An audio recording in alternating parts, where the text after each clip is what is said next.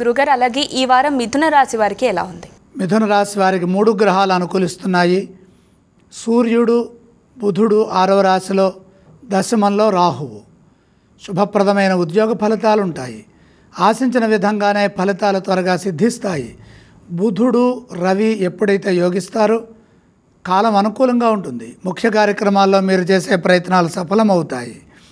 ఉద్యోగ ఫలితం బ్రహ్మాండంగా ఉంటుంది. ఎదురు చూస్తున్న పనుల్లో పురోగతి ఉంటుంది. బంగారు భవిష్యత్తు లభిస్తుంది. అధికార లాభం ఉంటుంది. పెద్దవారితో సత్సంబంధాలు కొనసాగుతాయి. తగినంత గుర్తింపు, ప్రతిఫలం ఉంటుంది. సమయస్ఫూర్తిని ప్రదర్శించడం ద్వారా పేరు ప్రఖ్యాతులు పెరుగుతాయి. వ్యాపారంలో కూడా మేలు చేకూరుతుంది. వ్యాపార లాభం వృద్ధి చెందుతుంది. ఆర్థికంగా కొన్ని జాగ్రత్తలు తీసుకోవాలి. అనుకోని ఖర్చులు ఎదురవుతాయి. మొహమాటంతో డబ్బు ఎవరికైనా ఇస్తే తిరిగి రాదు.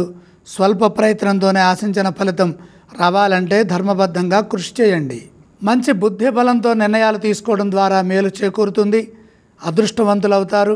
మీ యోగ్యతను అనుసరించి అవసరాలకు తగ్గట్టుగా ప్రణాళికల్ని సిద్ధం చేసి వాటిని అమలు చేయండి. పలు మార్గాల్లో కలిసి వస్తుంది. సాధనా ఫలితాన్ని బట్టి యోగం పడుతుంది. ఈ రాశివారు ఏ స్తోత్రం పఠిస్తే బాగుంటుందంటారు? మిథున రాశివారు సరస్వతి అమ్మవారిని స్మరించడం చాలా మంచిది. మరి ఈ రాశివారు ఈ వారం ఏ ఆలయాన్ని సందర్శిస్తే బాగుంటుంది?